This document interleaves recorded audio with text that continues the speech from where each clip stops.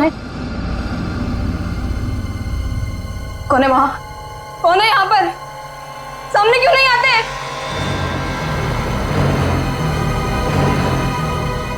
बस बहुत हो गया, बंद करो ये खेल, बंद करो ये खेल।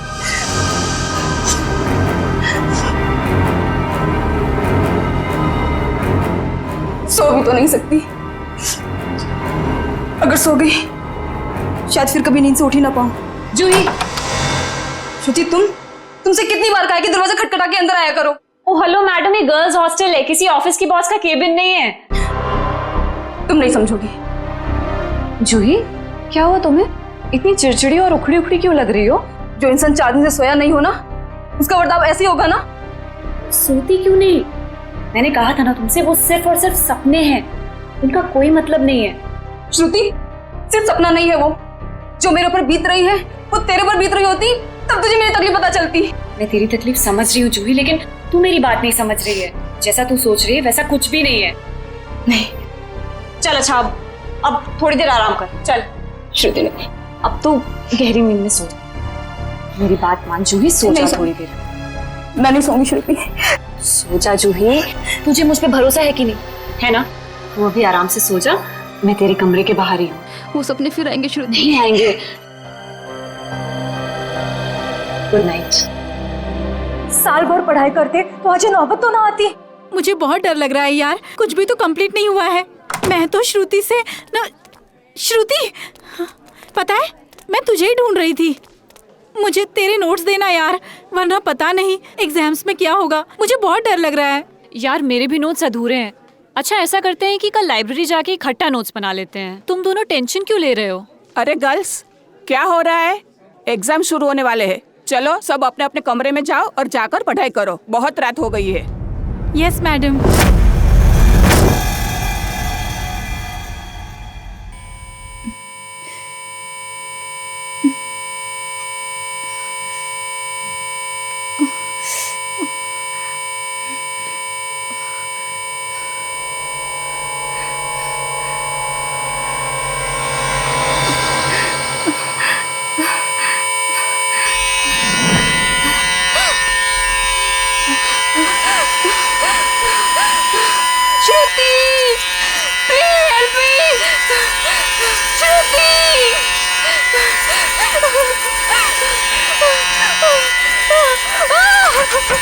ये दरवाजा क्यों बंद है?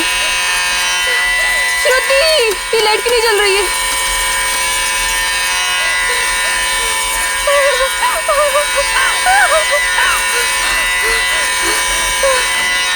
ये खिड़की क्यों जाम है?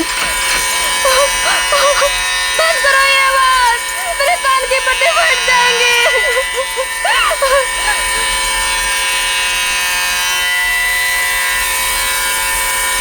ये धुआं कहाँ से आ रहा है?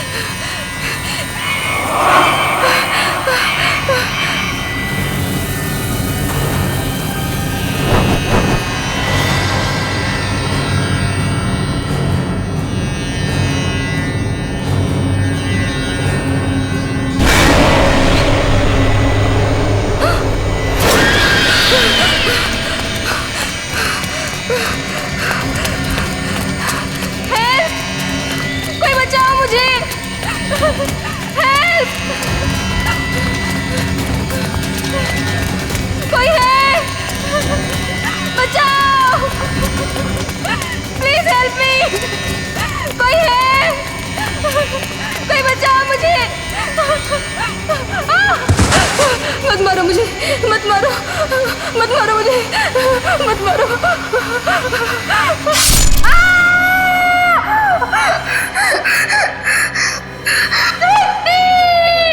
ओह नो, ये तो जूही की चीख है। लगता है उसने वही पुराना सपना देखा है।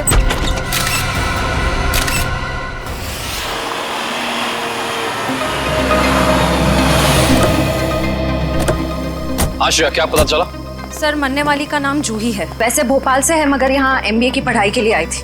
सर, लगता है जब वो सो रही थी उस वक्त किसी ने चाकू मार के उसका खून रोक दिया। जूही का कमरा कहाँ है? सर ऊपर। सर एक और बात, जब उसका खून हुआ उस वक्त उसके कमरे में और कोई भी नहीं।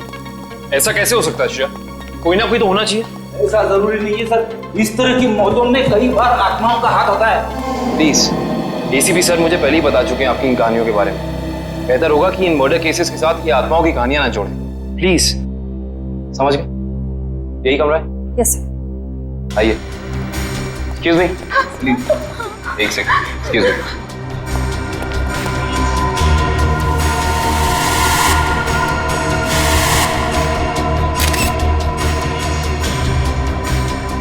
श्रेया, यहाँ पे चाकू का सिर्फ एक ही घाव है। लगता है खूनी ने इतनी जोर से वार किया कि एक ही वार में जूही की मौत हो गई। हाँ सर, हमला भी शायद जूही की नींद में ही हुआ। बेचारी को अपने आप को बचाने का मौका भी नहीं मिला होगा। एक्सक्यूज मी, यहाँ पे सबसे पहले जूही की मौत का पता किसको चला? सर, सबको एक साथ ही पता चला था। हम यहाँ कॉरिडोर में थे, अचानक से जूही के कमरे से चीखने की आवाज आई और अंदर आके देखा तो जूही की जान जा चुकी थी। उस समय कमरे में जूही के साथ और कौन था? सर, उस वक्त जूही के साथ कोई नहीं था। देखिए, आप लोग दोबारा याद करने की कोशिश कीजिए। हो सकता है कोई ऐसा जो उस वक्त भाग निकला हो। सर, भागने का तो सवाल ही नहीं उठता, क्योंकि डोर बाहर से बंद था और वो अंदर से। खूनी भागेगा भी तो कहाँ से भागेगा? एक मिनट, ये दरवाजा बाहर से बंद था, क्यों? सर, कई दिनों से जूही सो नहीं पा रही थी। अचानक नींद से जाग जाती थी और भागकर अपने कमरे से बाहर आ जाती थी। आज भी कुछ ऐसे ही हुआ। वो सो नहीं पा रही थी, मैंने उसको सुलाया और मैं बाहर आ गई और दरवाजा बाहर से बंद कर दिया। लेकिन इसे नींद क्यों नहीं आ रही थी? सर, कई दिनों से उसे डरावने सपने आ रहे थे। उसे ऐसा महसूस हो रहा था कि उसका सपनों में कोई खून करना चाह रहा है, उसकी कोई जान लेना चाह रहा है। हमें क्या पता था कि उसका सच में खून हो जाएगा। डरावने सपने? मैं कह रहा था ना, ये कोई आत्मा का ही चक्कर है।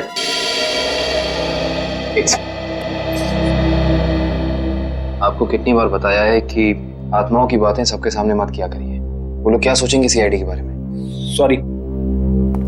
अच्छा, आप अभी कह रही थी कि जूही को डरावने सपने आते थे। कभी उसने आप लोगों के साथ कुछ शेयर किया कि उसे किस चीज के सपने आते हैं? कुछ भी? सर, उस ड्रॉर में जूही का स्केच बुक है। उस ड्रॉर में? जी सर। Sketch book? ये बुक? जी सर। ये चाकू? सर, ये वही चाकू है जिसे लेकर कोई उसका पीछा करता था सपनों में, उसे मारने के लिए। ये देखो, ये चाकू बिल्कुल ऐसा ही है जिससे जूही का कत्ल हुआ। हाँ सर।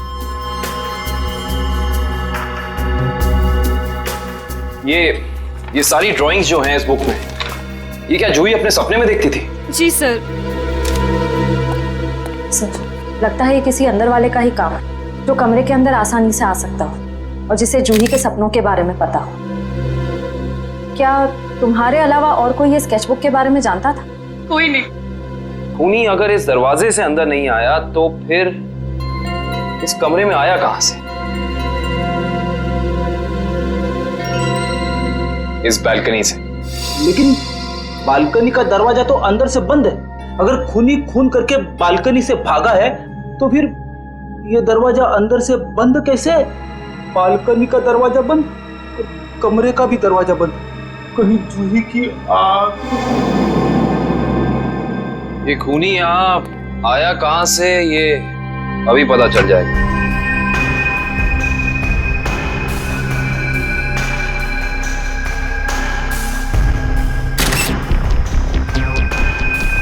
ये देखो, जूते के निशान।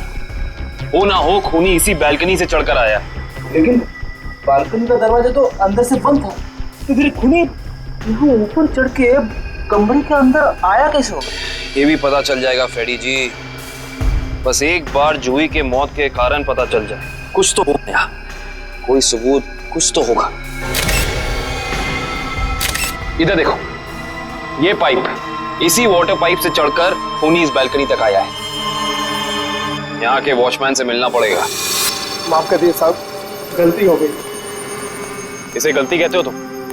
एक इंसान गर्ल्स हॉस्टल की बालकनी में चढ़ जाता, अंदर कमरे में जाके खून कर देता, और तुम्हें कुछ पता भी नहीं चला।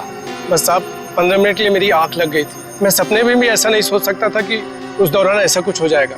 तुम्हारी 15 मिनट की लापरवाही की वजह से एक लड़की की जान चली गई, उसकी जिंदगी लौटा सकते हो तुम?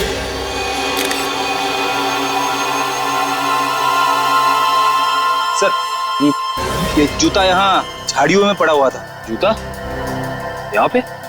हो ना हो, ये जूता उसी खूनी का है। सर ये तो किसी आदमी का जूता लगता है। यानी बालकनी में जो इंसान चढ़ा था वो कोई आदमी था? सुनो, ये जूते को पहचानते हो? नहीं साहब। दोबारा याद करके बताओ, सही से याद करो। कोई इंसान यहाँ आया था जिसने ये लाल जूता पहना था? मैंने नहीं देखा, शायद अंजलि मैडम ने देखा हो, वो हमेशा रिसेप्शन पे बैठती है। ये अंजलि मैडम को बुलाओ, जाओ। जी सर। अगर ये जूता यहाँ है तो कुछ और भी जरूर होगा, ढूंढते हैं।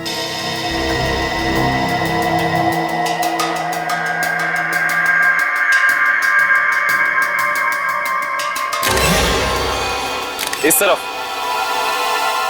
ये जूतों के निशान। एक जूते का निशान थोड़ा गाढ़ा है और दूसरे का हल्का। ये वाला गाढ़ा है। इसका तो एक ही मतलब है, ये जूता जिसका भी है वो इंसान लंगड़ा के चल रहा था। वो लंगड़ा के इसलिए चल रहा था क्योंकि जब वहां बैल्कनी से वो नीचे आया उसे चोट लग गई, फिर वो यहाँ से भागा और यहाँ पे जूता रह गया। हाँ साहब, मैं ही अंजलि हूँ, आपने मुझे बुलाया? जी अंजलि जी, हमें आपसे कुछ सवाल पूछने थे। जी। अंजलि जी, आपने इस लाल जूते को देखा? मेरा कहने का मतलब है किसी इंसान को इसको पहनकर यहाँ आते हुए देखा, लंगड़ाते हुए? हाँ साहब, मैंने देखा था, मनीष लंगड़ाते हुए जा रहा था। मनीष? ये मनीष कौन है? जूही का दोस्त है। अंजलि जी, जब वो यहाँ आया, ये गर्ल्स हॉस्टल है राइट, आपने उसको रोका नहीं? मैंने उसे रोका पर वो रुका ही नहीं। और क्या? मनीष अक्सर जूही से मिलने हॉस्टल आया करता था, पर कुछ दिनों से उन दोनों के बीच में अनबन चल रही थी। किस बात को लेकर अनबन चल रही थी? मुझे उस बारे में कुछ पता नहीं। कोई बात नहीं, अब तो इस बारे में हम मनीष से ही पूछ लेंगे।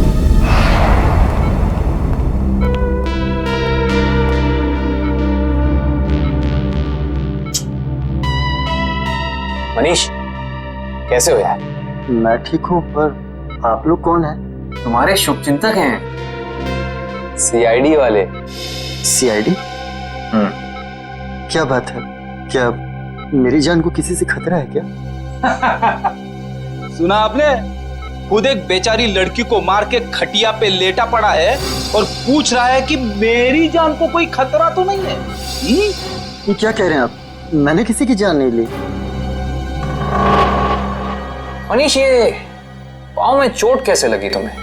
वो मैं सड़क पार कर रहा था तो एक बाइक वाले ने टक्कर मार दी मुझे।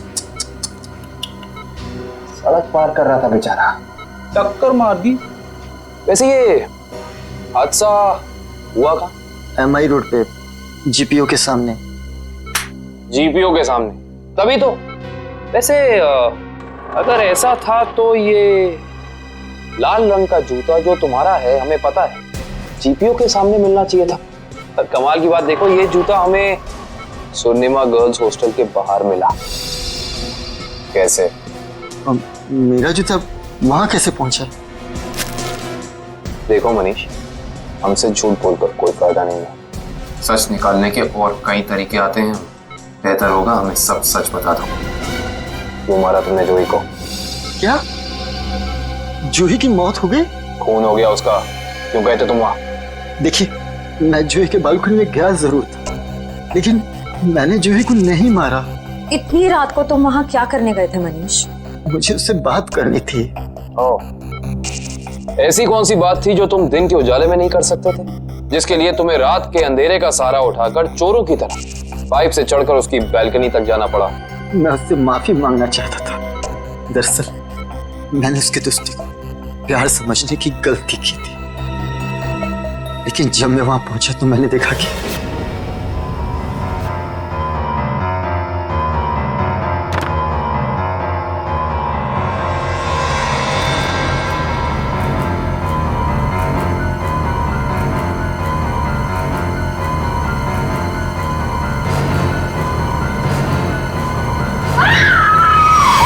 शर्म आनी चाहिए तुम्हें मनीष। उसकी मदद करने की बजाय तुम वहां से भाग गए। यही है तुम्हारा प्यार? अगर किसी ने वहां मुझे देख लिया होता तो इल्जाम तो मुझे पर आता ना। देख तो तुम्हें लिया ही था। अंजलि जी ने तुम्हें रोकने की कोशिश भी की पर तुम रुके नहीं। ये सब छोड़ो, हमें ये बताओ कि जब तुम वहां थे तो उस वक्त कमरे में और कौन था? मैंने वहां किसी को नहीं देखा। हेलो, क्या एक और खून? कहां पे?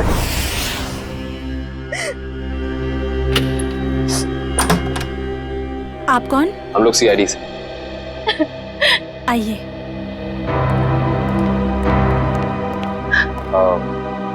आप कल की जी है ना? जी, मैंने ही आपको फोन किया था। मेरी सहेली मीरा का खून हो गया है। उसकी लाश ऊपर उस कमरे में पड़ी है।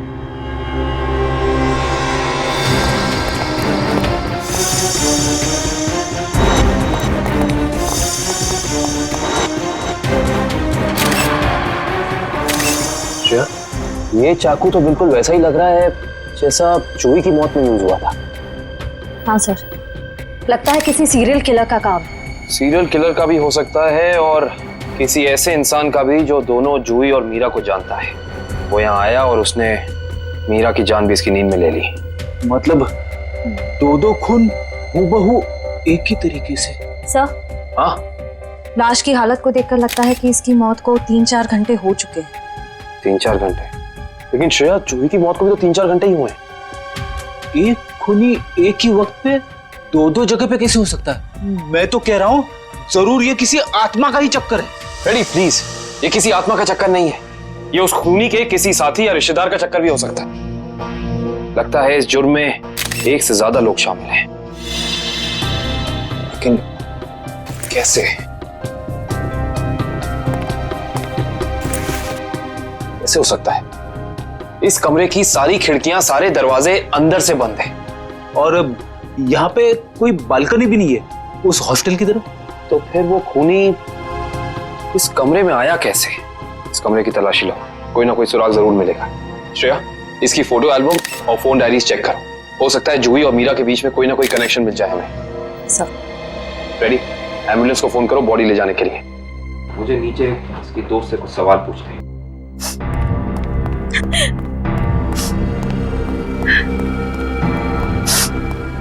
कालकी जी। जी।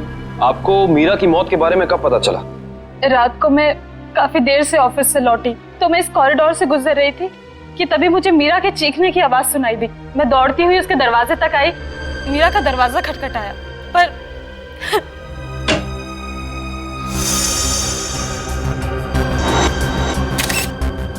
फिर क्या हुआ? मेरा मतलब जब आप यहाँ आई तो ये दरवाजा खुला था कि बंद था? दरवाजा बंद था तो मुझे वॉचमैन को बुला के दरवाजा खुलवाना पड़ा। कल्कि जी, जब आप यहाँ पे आई तो आपको यहाँ इस घर में कोई भी निकलते हुए यहाँ से दिखा, भागते हुए दिखा? नहीं।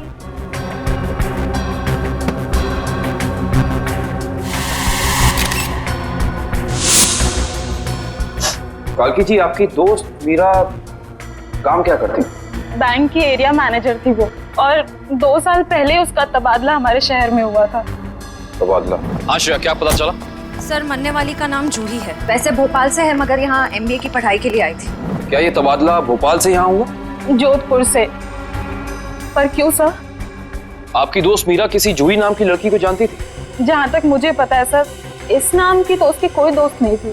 दोस्त नहीं तो कोई रिश्तेदार? क्योंकि कुछ घंटे पहले एक 21 साल की लड़की का बिल्कुल इसी तरीके से खून हुआ है। उस लड़की का नाम जूही था और ये उसकी तस्वीर है। क्या आप जानती हैं इसे? नहीं। आप जानती?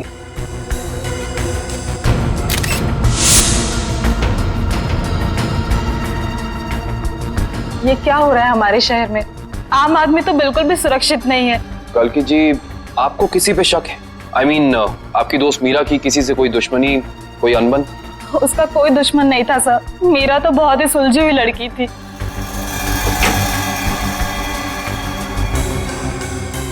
अच्छा, ये तस्वीर देखिए। इस आदमी का नाम मनीष है। क्या आप इसे जानती हैं? नहीं सर। सर, आशा, मैंने मीरा के सारी डायरीज, सारे एल्बम्स चेक किए। मीरा और जूही के बीच कोई कनेक्शन नहीं है, कोई संबंध नहीं है। कोई ना कोई संबंध तो जरूर है, वरना ये खूनी सिर्फ इन्हीं दोनों लड़कियों को निशाना क्यों बनाएगा? कुछ तो है जो हमें समझ नहीं आ रहा है। कल्कि जी, क्या कुछ दिनों से मीरा किसी बात को लेकर परेशान थी? हाँ सर, कुछ दिनों से उसे डरावने सपने आ रहे थे। डरावने सपने? मीरा को भी डरावने सपने आ रहे थे? हाँ सर, बस कहती रहती थी कि उसका कोई खून करना चाहता है।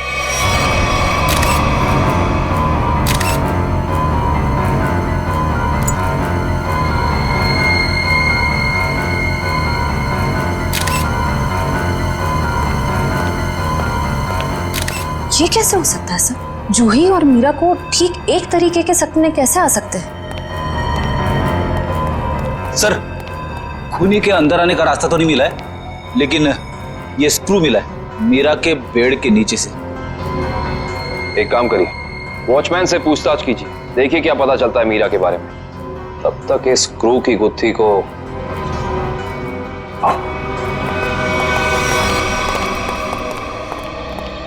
करण, फ्रेडी को ये स्क्रू कहाँ मिला था? सर वहां उधर। इधर? ये स्क्रू हाँ आया कैसे होगा? हाँ ले आओ, संभाल के। इश्ता, श्रेया, संभाल के।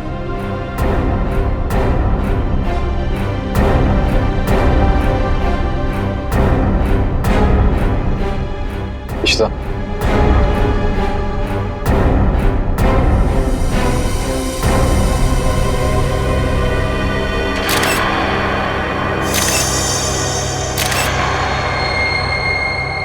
ये बात है।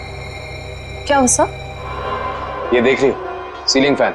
अब ये सीलिंग फैन इस स्क्रू की गुत्थी को सुलझाएगा। करण, समझ गया सर।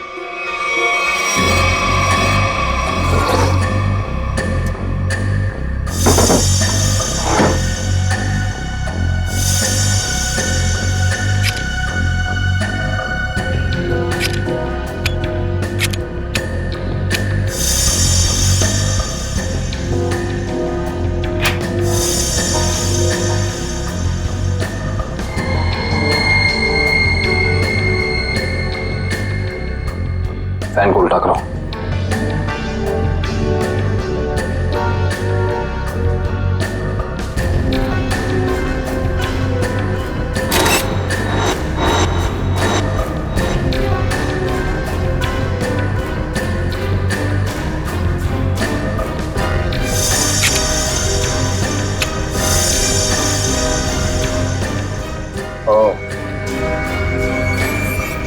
सर यानी ये स्क्रू इस फैन का है? हाँ श्रेया, किसी ने इस फैन के साथ छेड़खानी की है, अभी पता चल जाएगा।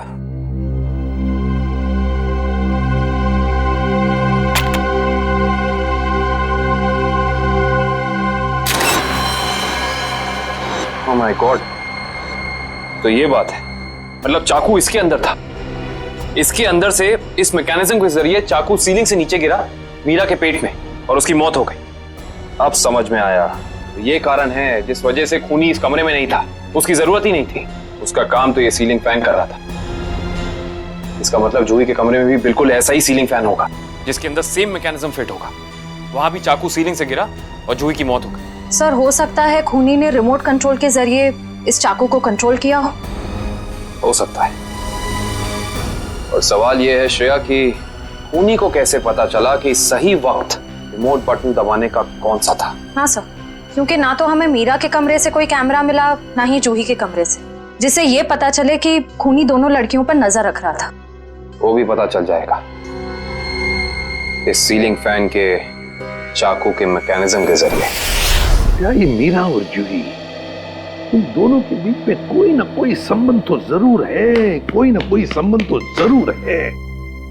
मगर सर दूर दूर तक इन दोनों के बीच कोई संबंध नजर तो नहीं आ रहा।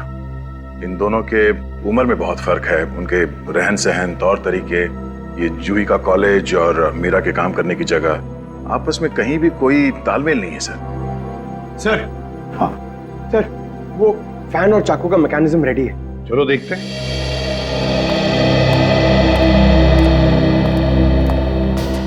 पंकज, रिमोट ऑन करो।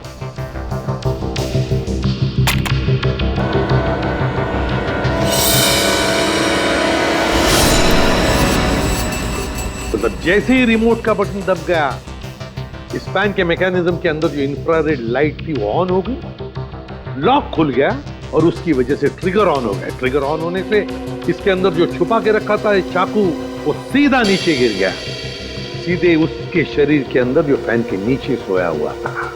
मगर दया, एक बात है, ऐसे मैकेनिज्म की जो रिमोट होते हैं, वो रिमोट ज्यादातर 50 मीटर की दूरी के अंदर ही काम कर सकते हैं। तो फिर जरूर जहां पर मीरा और जूही रहती थी उसके आसपास ही ये आदमी खड़ा था। जिसने भी ये किया है वो 50 मीटर की दूरी के अंदर ही खड़ा था। वहां से उसने रिमोट चलाया और खून कर दिया मीरा और जूही का। और फिर वो सपने, वो एक जैसे सपने जो मीरा और जूही दोनों की नींद में आते थे, ऐसे सपने तो जानबूझकर ही डाले जा सकते हैं, प्लान करके डाले जा सकते हैं, मगर उसके लिए जरूर कोई तो ट्रिगर होना चाहिए। सर, हाँ, जूही के कमरे में लगे पंखे में भी ठीक ऐसा ही मैकेनिज्म मिला है। और तो और जूही और मीरा दोनों के कमरों में एक हफ्ते पहले इलेक्ट्रिकल वायरिंग का कुछ काम हुआ था। जूही और मीरा दोनों के घर में, दोनों के कमरों में एक हफ्ते पहले इलेक्ट्रिकल वायरिंग हुई थी। कहीं ऐसा तो नहीं कि वही इलेक्ट्रीशियन है जिसने दोनों के घरों में इलेक्ट्रिकल का काम कर दिया और फिर खून भी उसी ने किया?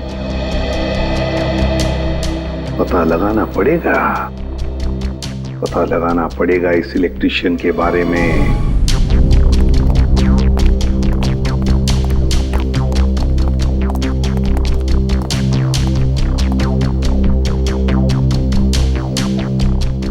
ना ही मीरा के मोबाइल पे कोई अलार्म था और ना ही जूही के मोबाइल। फिर दोनों को एक ही वक्त एक जैसे सपने कैसे आ सकते हैं? इसका मतलब सपने ट्रिगर करने वाला मैकेनिज्म यहीं कहीं है। सर, ये देखिए, इस पे अलार्म है, लेकिन सुबह 6 बजे का। 6 बजे का? पर मीरा की मौत तो 3 बजे हुई थी, तो सपने शुरू करने का ट्रिगर लगभग 1 या 1.5 के बीच का होना चाहिए। यह भी तो हो सकता है कि किसी ने मीरा को सम्मोहित कर दिया। ऐसा नहीं हो सकता फ्रेडी, क्योंकि अगर ऐसा होता तो मीरा के दिन भर का हाव भाव, चाल चलन सब प्रभावित होता।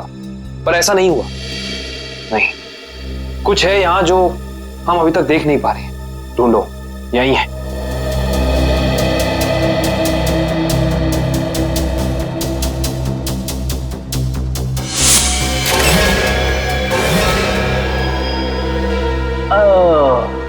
ये देखो,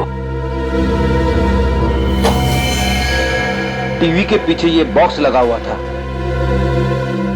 बॉक्स? कहीं ये ट्रिगर मैकेनिज्म इस बक्से के अंदर तो नहीं फिक्स किया हुआ है?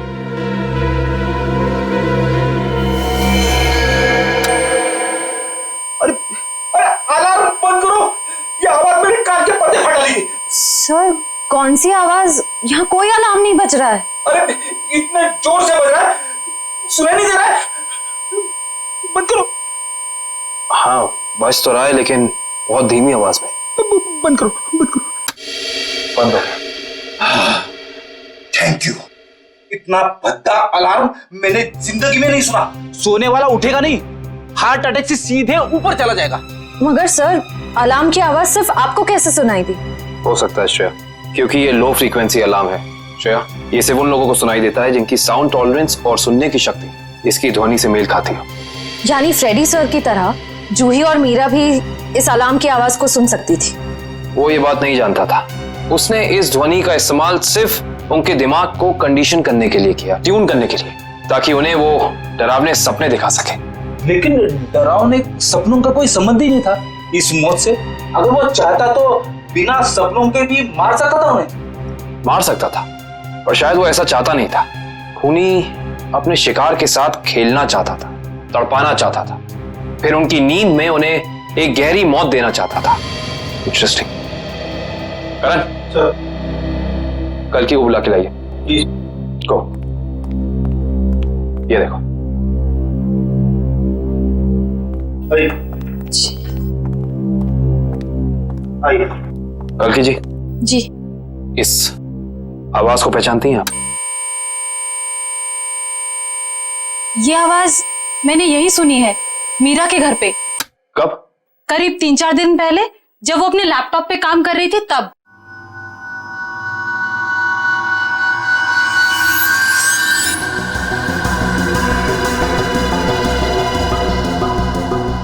आपको मीरा के लैपटॉप का पासवर्ड पता है? नहीं सर। हमें कंप्यूटर एक्सपर्ट से इसका पासवर्ड ब्रेक कराना होगा, लेकिन मुझे लगता है कि हमारे सारे सवालों के जवाब इसी लैपटॉप के अंदर है, इसके अंदर।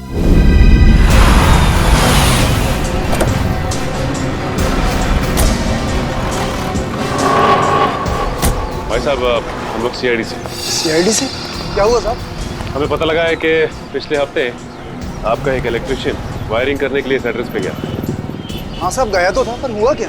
इन दोनों जगहों पे एक एक खून हुए और हमें शक है कि ये खून आपके इलेक्ट्रिशियन ने किया है। मेरे इलेक्ट्रिशियन?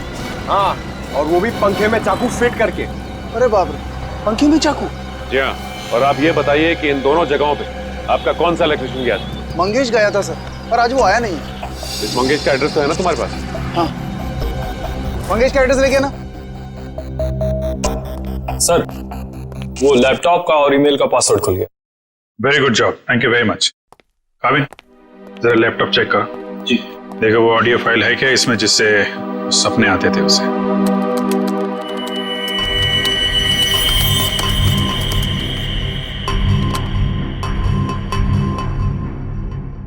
सर, इस कंप्यूटर में कोई ऑडियो फाइल नहीं है। हाँ, लेकिन मीरा के ईमेल अकाउंट में एक वीडियो फाइल दिख रही है। Video file? खोलो खोलो इसे जरा।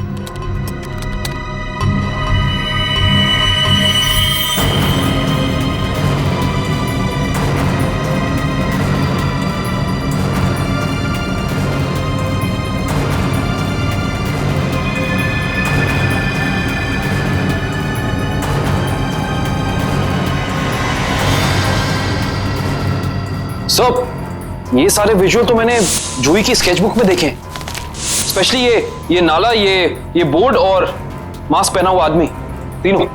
इसका मतलब खूनी ने जूही और मीरा दोनों को चेतावनी भेजी थी। उन लोगों को हमारे पास आना चाहिए था मदद मांगने। जरा ये फाइल फिर से चलाना।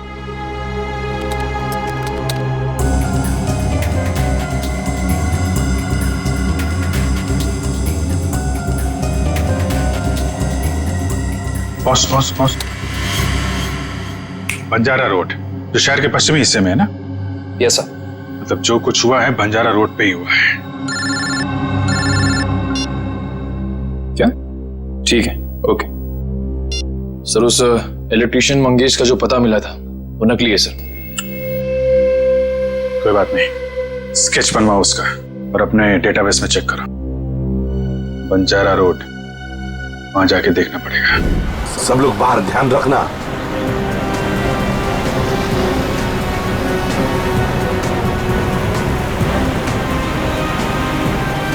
आराम से पंकज, आराम से। एक मिनट।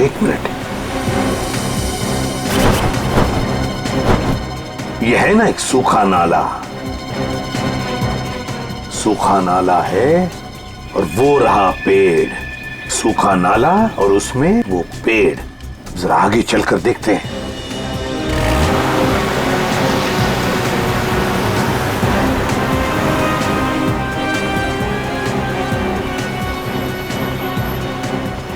एक मिनट पंकज, एक मिनट। बंजारा रोड मतलब हम सही रास्ते पे हैं। सर वो देखिए, वो पुराना घर जो हमें वीडियो में दिखा था। चलो आगे देखते हैं। अगर खूनी इस जगह का वीडियो बना के मीरा और जूही को भेज क्यों रहा था? हाँ, शायद उन दोनों को अपने अतीत का याद दिलाने के लिए। मगर सर, मैंने पता किया सर, इस बंजारा रोड पे आज तक एक क्राइम नहीं हुआ है। यहाँ तक कि पुलिस ने एक चालान तक नहीं काटा है। सर, वो रही बिल्डिंग। हाँ, वो क्या, रॉयल मून होटल। ले लो अंदर।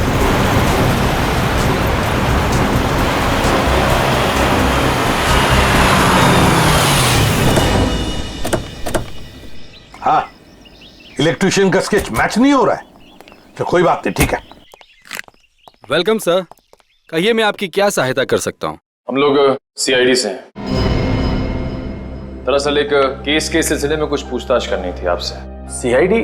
अब पूछिए, क्या पूछना चाहते हैं आप? वैसे जरा बताइए, कुछ दिन पहले क्या आपके होटल के बाहर कोई किसी तरह की वीडियो शूटिंग कर रहा था? शूटिंग? नहीं सर, हमारी होटल के बाहर शूटिंग या फोटोग्राफी की अनुमति नहीं है। ये दो फोटोग्राफ दो लड़कियों के, एक का नाम मीरा है, एक का नाम जूही है। क्या ये लड़कियां आपके यहाँ कभी ठहरी थी, कभी आई थी? सर, हमारे यहाँ रोज बहुत सारे कस्टमर आते हैं, ये बता पाना थोड़ा मुश्किल है। मैं समझ सकता हूँ, लेकिन हो सकता है आपके रिकॉर्ड में हो कुछ इनके बारे में। जरा देखिए। अलका, जरा रिकॉर्ड्स चेक करना। सर। हाँ सर, ये दोनों गेस्ट हमारे होटल पे रुके थे पिछले साल 17 मई 2013। 17 मई 2013, मतलब एक साल पहले। और क्या एक साथ आई थी या अलग अलग? नहीं, अलग अलग। सर, इन दोनों के पास शहर में रहने के लिए जगह है, एक घर में रहती है और एक हॉस्टल में रहती है, फिर ये दोनों यहाँ किस लिए आई थी? कोई तो वजह होगी ना पंकज, कोई तो वजह होगी। क्या आपका रिकॉर्ड देख सकता हूँ 17 मई 2013 का? Sure sir. 17 मई 2013, काफी सारी लड़कियां आई थी उस दिन आपके होटल में। कोई फंक्शन वगैरह था क्या? हाँ सर, हो सकता है, क्योंकि हमारे होटल के पास में एक कम्युनिटी हॉल है, वहाँ आए दिनों फंक्शंस होते रहते हैं। अच्छा, कस्टमर का नाम रवि, 5 टैक्सीज बुक की थी उसने, 5। हाँ सर, ये एक नारी सेवा केंद्र चलाता है, मुस्कुराहट नाम है एनजीओ का। और वो अभी भी इसी होटल में ठहरा हुआ है सर। रवि इस वक्त आपके होटल में ठहरे हैं? पास वाले कम्युनिटी हॉल में जो फंक्शन चल रहा है, रवि का ही एनजीओ का फंक्शन हो सकता है। रवि सर, मैं आपका जितना भी शुक्रिया अदा करूं उतना कम है। आप सोच नहीं सकते, ड्रग्स के नशे से मुक्ति मिलने के बाद मैं जिंदगी के ऐसे ऐसे रंग देख रहा हूं जिन्हें ड्रग्स के नशे ने अंधकार में डाल दिया था। वेरी गुड मिश्रा, लेकिन इसमें मुझे शुक्रिया कहने की कोई जरूरत नहीं। ये सब तुम्हारे धैर्य और दृढ़ इच्छा शक्ति का कमाल है। हाँ, लेकिन अब उस सफेद जहर को कभी पलट कर भी देखना मत। हाँ? Okay sir. माफ कीजिएगा रवि जी, आपको मैं इंटरप्ट कर रहा हूँ, लेकिन ये जरूर कहूंगा कि आप बहुत ही अच्छा काम करते हैं, बहुत ही पुण्य का काम करते हैं हमारे देश के नौजवानों को ड्रग्स में से बाहर निकाल कर। सर, आप एसीपी प्रद्युमन है ना सर? जी हाँ, मैं एसीपी प्रद्युमन। सर, हमने बहुत किस्से पढ़े हैं सर आपके बारे में, और तभी से आपसे मिलना चाहता था सर, लेकिन अब आप सर बैठे क्यों सर, प्लीज। सर, क्या लेंगे सर आप? चाय, कॉफी, कुछ? एक ठंडा लेमन आइस टी। जी, ठंडा लेमन आइस टी तो नहीं मिलेगी, साधारण चाय चलेगी। रवि जी, हमें कुछ नहीं चाहिए, कुछ नहीं चाहिए, थैंक यू वेरी मच। बस एक जरूरी काम है आपके पास। 2 लड़कियों के बारे में हम कुछ इंफॉर्मेशन चाहते हैं। अब कौन सी 2 लड़कियां सर? ये जूही और ये मीरा, क्या आप बता सकते हैं कि पिछले साल ये दोनों आपके इस एनजीओ में आई थी? जूही और मीरा? हाँ सर, ये सर आई थी दोनों यहाँ पर। एक्चुअली सर, इन्हें भी ड्रग्स के नशे की बुरी लत पड़ गई थी सर, इसलिए ये दोनों आई थी यहाँ हमारा सेमिनार अटेंड करने के लिए। लेकिन सर, इस बात को तो करीब 1 साल हो गया है। अब इनके बारे में पूछताछ। इन दोनों लड़कियों का खून हुआ है। क्या खून हो गया? लेकिन सर, कैसे, किसने किया सर? बस वही पता लगाना है, इसलिए हम चाहते हैं कि अगर आपको इन दोनों के बारे में कोई खास बात मालूम हो, कोई यादें हो आपके पास इनके बारे में, तो मदद हो जाएगी हमारी तहकीकात करने में। कोई खास बात इस वक्त तो याद। हाँ सर, याद आया सर, एक लड़की थी मोनिका, इन दोनों को उसकी चिंता बहुत सताती रहती थी सर। मोनिका? जी। क्या वो भी यहाँ आपके ड्रग रिहैबिलिटेशन सेंटर में आई थी? आई तो थी सर यहाँ पर, लेकिन वो ड्रग्स के खिलाफ अपनी लड़ाई जीत नहीं पाई सर। दरअसल सर, 1 साल पहले अपनी बिल्डिंग की छत से कूदकर उसने आत्महत्या कर ली थी सर, ड्रग के नशे में। मोनिका ने आत्महत्या कर ली? जी सर। उसका पता तो होगा ना आपके पास? जी सर, मोनिका का एक ही सगा भाई है, अमित। मोनिका की मौत के बाद सारी प्रॉपर्टी, सारी जायदाद उसी के नाम हो गई। तो क्या मोनिका के भाई ने प्रॉपर्टी के लिए अपनी बहन का खून किया? ये भी तो हो सकता है कि मोनिका ने आत्महत्या की हो। मैंने कहा ना, काम हो जाएगा। जी कहिए। आपका नाम अमित है? जी हाँ, मगर आप लोग? सीआईडी। मोनिका के बारे में कुछ सवाल करने थे आपसे। ओह, 1 साल हो गया मेरी बहन को मरे, लेकिन अब भी कोई ना कोई आकर मेरे पुराने जख्म को रहता रहता है। पूछिए, क्या पूछना है आपको? देखिए अमित जी, हम आपका दुख समझ सकते हैं, मगर क्या करें, दो खून हुए, इसलिए आपकी बहन के बारे में कुछ सवाल करने आए हम लोग। दो खून? मगर किसके? जूही और मीरा का। ये दोनों आपकी बहन मोनिका के दोस्त थे ना? हाँ, बदकिस्मती से ये मेरी बहन के दोस्त थे। बदकिस्मती से? क्यों? वैसे तो मीरा और जूही तुम्हारी बहन की बहुत फिक्र करते थे। अगर सच में उन्हें मेरी बहन की फिक्र होती तो वो फिर से उसे ड्रग्स की खाई में ना धकेलते। क्या वो दोनों फिर से मोनिका को ड्रग्स की लत लगाना चाहते थे? हालांकि वो दोनों खुद ड्रग्स से छुटकारा पाना चाहते थे। मुझे नहीं पता कि वो आदत से छुटकारा पाने आए थे या दोबारा ड्रग एडिक्ट्स को बढ़ावा देने, लेकिन इस काम में एक और भी था उनके साथ। हाँ, विशाल। विशाल? ये विशाल कौन? विशाल जूही और मीरा को ड्रग्स देता था और ये बात मोनिका जान गई थी। लेकिन जब लोगों को पता चला कि मोनिका को उनका राज पता है तो उन्होंने उसे फंसाने के लिए उसके बैग में ड्रग्स डाल दी। वो पकड़ी गई, उसके ऊपर पुलिस केस भी हुआ। वो ये सदमा बर्दाश्त नहीं कर सकी और उसने आत्महत्या कर ली। सर, कोई तो है जो मोनिका की मौत का बदला ले रहा है। जूही और मीरा पहले ही मर चुकी हैं। अब अगला नंबर शायद विशाल का। अमित, कल रात तुम कहाँ थे? आप मुझ पे शक कर रहे हैं? क्या करें, शक करने की आदत जो है हमें। और फिर तुम तो अपनी बहन के सबसे करीबी हो ना। मुझसे ज्यादा करीबी तो उसका मंगेतर था, रणविजय।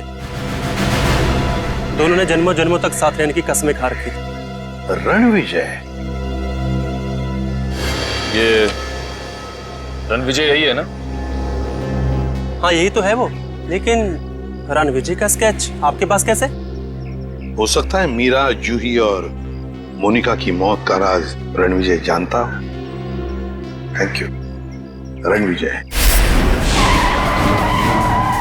सब हो रहा विशाल का घर। विशाल की जान को खतरा हो सकता है।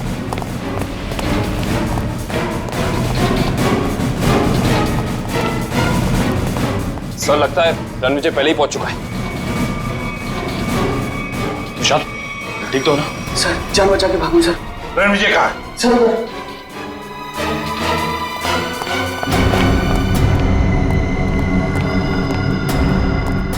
यहाँ तो कोई भी नहीं है। सर, शायद यहाँ से भागा होगा।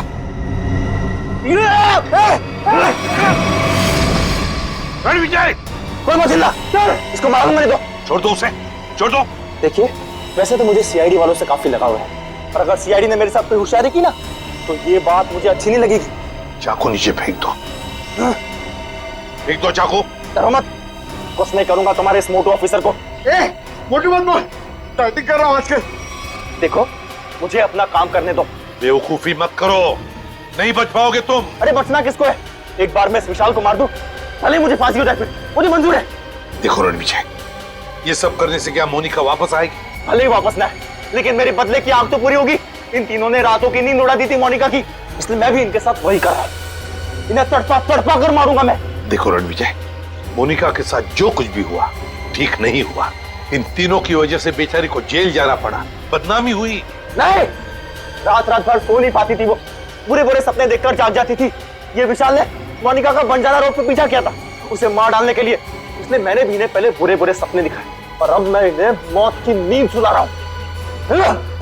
रणविजय, ये तुम क्या करने जा रहे हो? विशाल को उसके किए की सजा कानून देगा। अरे कानून का क्या? प्यार तो मैंने अपना खोया है ना।